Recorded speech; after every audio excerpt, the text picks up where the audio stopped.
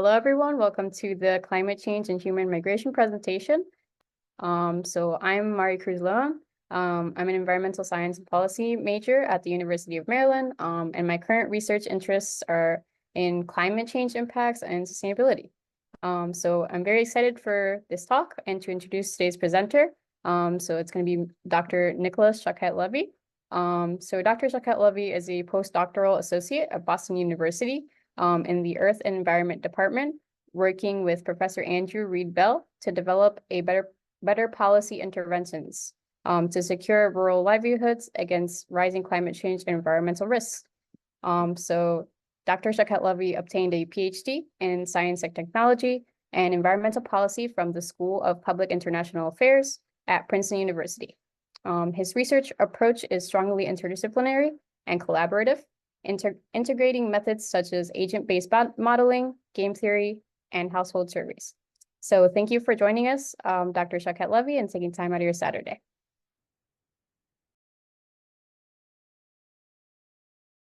Yeah, great. Thank you so much, Mary, for the great introduction. Thank you to the organizers of the Student Sustainability Summit. I think this is a really cool event, and I'm very grateful to be part of it. And thank you to all of you for joining this session. A little bit about what migration looks like in a climate-shaped world. And I've titled this, Should I Stay or Should I Go? Because I think climate change really introduces a lot of uncertainty, both for individuals and communities that are at the forefront of climate change in terms of, what their migration decisions could and should look like, but also from a societal and policy perspective in terms of what are the policies that we can implement that can best support those communities that are increasingly kind of at the forefront of climate impacts. And I'm hoping to, in the introduction, give a little bit about the state of global migration. And I'm hoping that this will give a little bit of a taste of why migration is an important part of the human experience and increasingly of economic development. I'll talk a little bit about theory and how climate change affects migration in multiple ways. I'll talk about some of my research of looking at a case study of climate change and migration in Nepal. I'm hoping through that I can tell a little bit about one research method that we've used called agent-based modeling to simulate how migration works under different climate scenarios. And then I'll end with an interactive policy simulation where hopefully we can use some of that model to ourselves explore how different climate policies might lead to trade-offs. So let me just give a little bit of overview of the global picture of migration, and we'll go into a bit of the theory about how climate affects migration, and then we'll get into some of the more fun interactive stuff.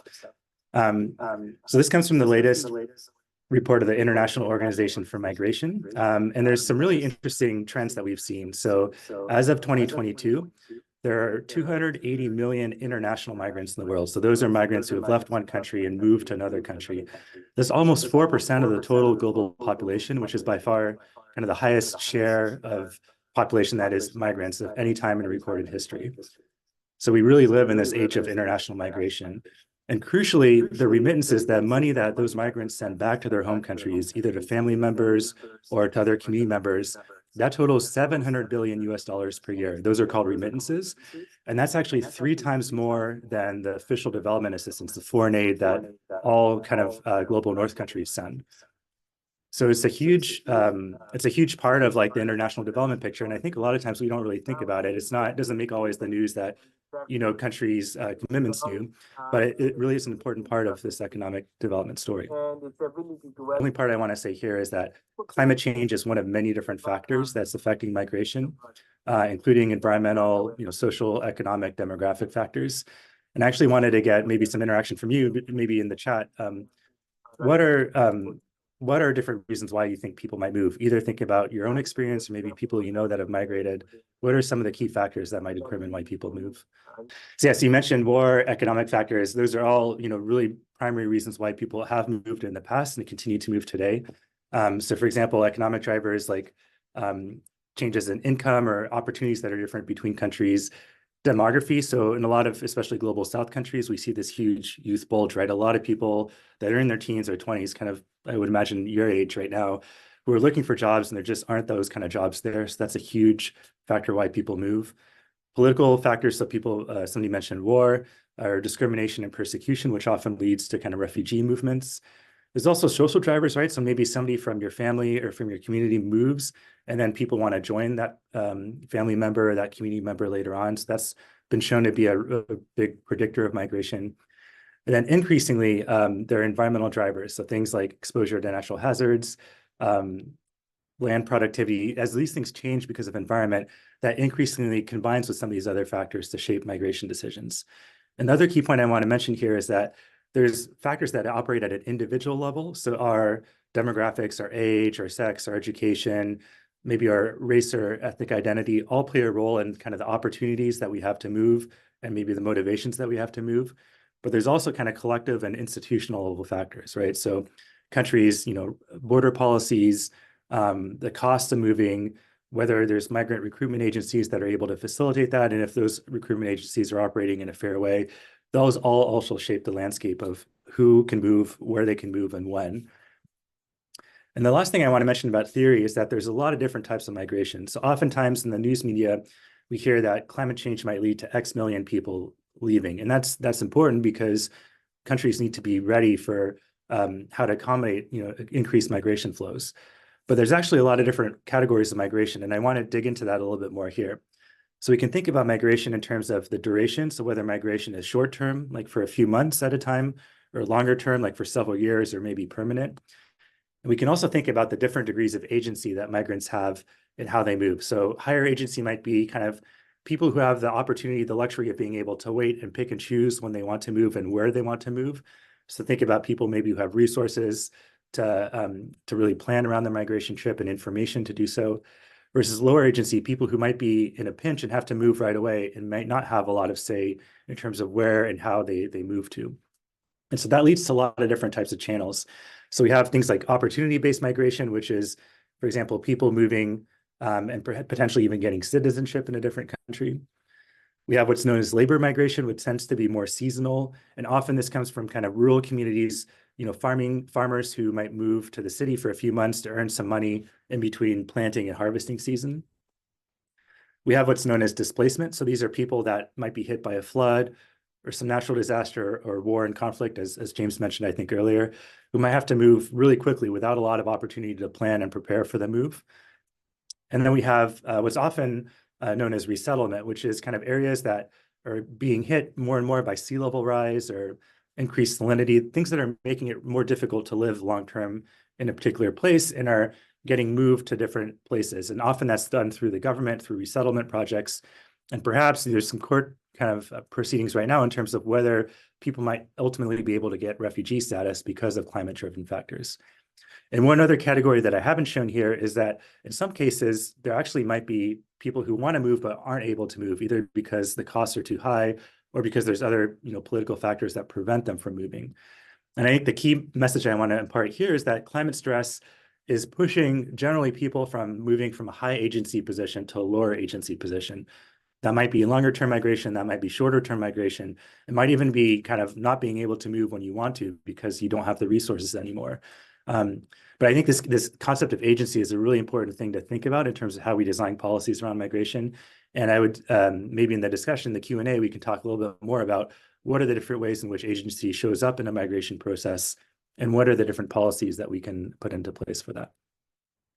So now I'll talk a little bit about some of the research that I've done around climate-induced mobility in Nepal. And this is done in collaboration with Matthias Wildermeersch, Michael Oppenheimer, and Simon Levin. And we have a paper on this in case people are interested that I can share in the chat later on. So our key kind of research questions we had in this project were to understand how does increased climate stress impact farmers' migration decisions, especially when farmers can choose among a portfolio of different ways to adapt to climate change. So some of those things can be through migration, but some of those decisions could be, for example, adapting what they plant on the farm. We wanted to see how those different options relate to each other. We wanted to get a better understanding of what decision-making factors have the most impact on farmers' decisions and whether they decide to migrate. And then finally, we wanted to get a sense of what policies can improve community outcomes. So how different policies, adaptation policies, can improve income, can reduce inequality, can improve resilience in terms of lowering poverty, and how it relates to migration. So we chose Nepal as a case study for a lot of different reasons. One is that Nepal is highly dependent on agriculture for its economy. So agriculture accounts for about a quarter of its gross domestic product, or GDP. That's kind of a measure of the total economic output from a country, which is much higher than countries like China or European countries, or certainly in the US. But I think even more to the point, well over half of the population is still employed in agriculture, which again is much higher than a lot of other countries, even within its own region. At the same time, it's one of the fastest urbanizing countries. So again, that youth bulge of people in rural areas moving to the cities is really picking up. And so there's about 3% of the population per year is moving to cities like Kathmandu, the capital. And it's also a big source of international migration. And so this map shows kind of from Nepal where people often move to, and that includes India, it includes countries in the Persian Gulf, and even in Southeast Asia.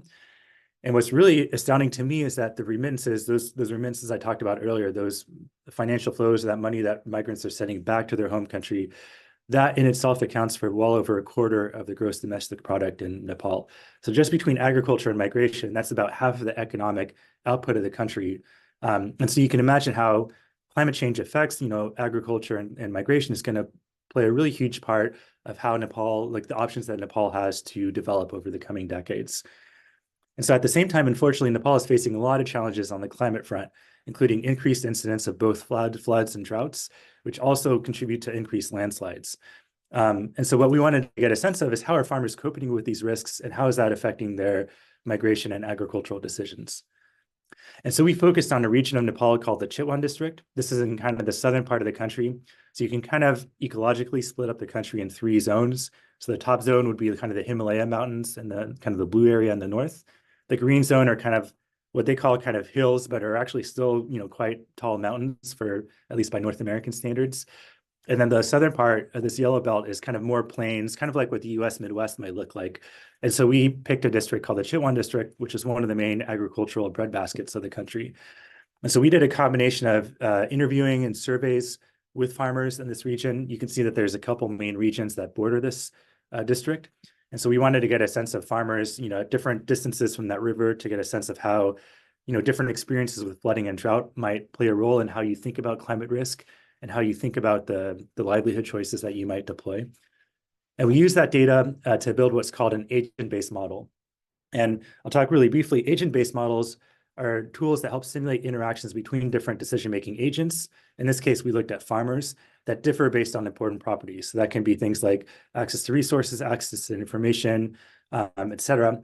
What we wanted to see is how farmers with these different kind of perceptions and information relate to each other, and how, as they're making decisions as climate, changes, what are kind of the aggregate scale outcomes that come out. And maybe I'll skip, some of this background. I'm happy to go into it more in Q&A if folks are interested, but just in the interest of time, I'll go straight into the model that we built, which was to get a sense of how farmers might choose between different strategies, including what we call, business as usual farming, which is what most farmers do right now, which is farming, rice or maize for their own subsistence, versus sending one or more members of your household as a migrant to the city, either locally or internationally, to earn remittances that can help balance out some of that farming income.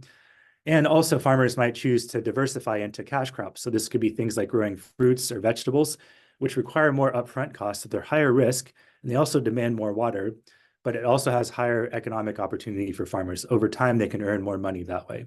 So we wanted to get a sense of how farmers with different kind of risk preferences might choose between these different livelihood strategies as those risks change with climate change. And so the way we can use these models is to simulate what are the effects of different types of climate impacts. And so here, as a base case, we said, what if climate doesn't change for the next 40 years? Assume climate stays relatively, flat and stays the same. What proportion of households would, shift from farming those kind of business as usual subsistence crops in green to migrating and cash crops? So the main thing I want to show here is that over time, what we would predict is that more farmers would engage in migration, which then using those remittances, they can then finance kind of a transition over time to more cash crops and have more diversified kind of farming systems that also let them earn more money. Now, when we account for the effects of climate change over the next 40 years, here we're accounting for climate in 2 ways. One is that over time, as temperatures rise, the mean yield of those crops are going to decrease, but also the probability of droughts is going to increase. And so as the climate dries out, some of those crops that are more water intensive are going to be even riskier. And so we see kind of 2 main effects from this. One is that over time, fewer households are able to migrate because they're not able to generate the amount of income from their crops that they would need to in order to afford the migration. And because fewer households are able to migrate, that means fewer households are then able to afford a transition to cash crops. And furthermore, as kind of the climate dries out and as there's more droughts, those cash crops end up being riskier because they're more water intensive. And so we see people actually turning away from those cash crops and going back to the subsistence crops that they grew before, which might be a less risky kind of option, but also means that there's less opportunities to escape poverty. There's less opportunities to really diversify to different economic options. So this is kind of an example of climate reducing migration opportunities and maybe trapping people into poverty. And we can show that, maybe I'll skip over this for now, but just to say that we can show how it impacts income, as well as who can move and who can't move. And so one of the things we were able to show is that households that have the lowest education, that are maybe the most vulnerable to climate change, also have the least opportunity to move in a response to climate change. So this is kind of another example of how people who are already in vulnerable positions because of different socioeconomic factors are going to be even more vulnerable as a result of climate change. So the next part, this is where hopefully things get a little bit more fun and interactive. The next part in our papers, we wanted to get a sense of what different policies could help play a role in helping to unlock those different options for farmers, even as climate helps to make farming riskier and less tenable. What I'd love to do maybe with the group that we have, maybe we can, I think we have a small enough group that maybe we could just do kind of 1 or 2 groups in this room. So let's not split into breakout groups. Maybe we can just discuss this as a group. So imagine that we're a local government cabinet in Nepal or a similar country, and we have, our task is to decide how to allocate an annual climate resilience budget. And we're going to do that over 2 time periods. So first, we're going to decide how to allocate that budget over a 10-year time period from 2025 to 2034. And then we'll see what happens based on the decisions we make. And then we'll have another time period from 2035 to 2044 when we can update our policies. And we'll use the agent-based model that I built in the background to simulate how droughts and yields change because of climate over that time period. And we'll also simulate how farmers with different kind of risk preferences and resources respond to the policies that we've put into place. And we'll track a lot of different metrics, including average income of the farmers, the volatility of that income, inequality, the poverty rate, how many people migrate, and how much food is produced locally. And we might have different preferences in terms of what are the most important metrics. The key thing I want to say is that there might be some trade-offs in terms of the effects that these policies have on these different metrics. So it'll be kind of up to us to decide, what we think is most important in this scenario. And so the specific policies, so in each of these 2 time steps, we'll have $50 per household per year that we can allocate. And we can decide to allocate that across a bunch of different policies. So we can have cash transfers, which are essentially giving that money over to households so that they can use as they wish. We can decide to subsidize specific crops. So we can decide either to reduce the cost of growing those subsistence cereal crops, or we can maybe, if we want to incentivize more people to switch to cash crops, we can reduce the cost of people to switch over to those cash crops. We can decide to subsidize insurance. So this would be helpful if we think that farmers are going to face a lot of droughts and we want them to have kind of more even income, even in those drought periods. We can subsidize the cost of purchasing that insurance for farmers. And that might make them think that farming is less risky. Or if we want to maybe incentivize migration and kind of the sending of those remittances back to the community, we can use some of our budget to match those remittances. So we'd say, if you send remittances back to the community, we can match that up to a certain dollar amount. And that can help incentivize maybe more people to think about migration as a viable opportunity and help incentivize more of those remittances to be sent back to the community to help, cover any droughts or anything like that. So those are kind of the main policy options. And so, I'd be curious, if you had $50, how would you allocate those $50 maybe across these different policies? So cash transfers, subsidies, insurance, or meeting migration remittances. So James, interesting point, nothing to remittances since that disadvantages those at the bottom. So those who aren't able to move aren't going to take advantage of that. That's true. Okay, 25 on subsidizing insurance. Great. Why don't I do 25 on insurance and 25 on cash transfers? And that'll be kind of our group policy. And I can show a couple of examples of other policies that we might do. So I'm going to share this. Hopefully you guys see, this is kind of a code for the model that I developed. And I'm happy to share this on GitHub. So what I'm going to do, just in the sake of time, I'm going to say we're going to be group B compared to this other fictitious group I made up. So I'm going to do $25 for cash transfer and $25 for insurance. I'm going to say insurance for cash crops. So that'll be kind of our group policy, and we'll see how it compares to this other fictitious group and also to baseline where we didn't have any policy. So I simulated kind of already some climatic conditions. This is going to take just about 20 seconds to run, and then I'll simulate what households do, and then we'll be able to see the results of our policies here in about a minute's time. Maybe while we're waiting for that, I'd be curious if there's any other thoughts about what were the factors or what were like the key metrics that you were particularly concerned about when you're in this policymaker position and you want to build resilience to climate change. Here, I see one comment. Is there a variable for outside government policy to keep folks at home? That is a great question, James. I'll get into that maybe a bit more in the Q&A, but one of the things I wanted to get into is like, it's tough to account for everything, right? And one thing we haven't accounted for, here we're kind of in the position of a local government, but things like other governments, like I think this is what you're getting at, right? Like things like maybe India or the Gulf countries or the West that might have policies that change the opportunities for people to migrate also play a big role. And we haven't accounted for that here, but that is a key piece of the puzzle. So maybe just to show, this is kind of simulated. So we just linearly increase temperature over these 10 years. These are the droughts that were simulated. So we see some droughts early on, maybe just fewer droughts later on. Okay, so group one is this fictitious group. Group two is the results of our policy. So here we see that in this fictitious group where we kind of spread policies across spread our budget across the policies evenly, we see kind of a mix of people doing subsistence crops, migrating, and diversifying. With our policies, what's interesting is we didn't put any money into migration, right? We actually see more people migrating than we did in these other, examples. And I think the reason for that is those cash transfers that we included are helping some households that otherwise weren't able to afford migration do so. And then this is kind of the results across our metrics. So we see that compared to the fictitious group, we actually did a better job of increasing people's income. So good job, guys. However, the income that people are earning is now more volatile than before because things like migration and the cash crops that we're providing incentives for actually have more volatility than those subsistence crops. So this is a common development story, right? As people move up in terms of being able to earn more money, they also get more in insecure positions. We did a better job, though, of reducing poverty than either of the other examples. So that was really good. And we gave up a little bit in terms of food production. So because we're incentivizing or giving people more opportunities to migrate, that's really good for their income and for poverty reduction, but it also means that we have less food production at home. So that might be a trade-off that policymakers are often wrestling with, is like how to provide opportunities for people to escape poverty, which might mean moving, but also means maybe they have less food security locally. Just curious also to get you guys thinking about, what were the most important metrics for you? How did you anticipate farmers reacting to your policies? Were there any surprises? And was there any additional information that you wish you had when making this decision? I think this is a common challenge for a lot of policymakers in different contexts. So I'm curious if this exercise, even if though it was kind of brief, if it sparked any of those thoughts for you. Okay, I see a Q&A.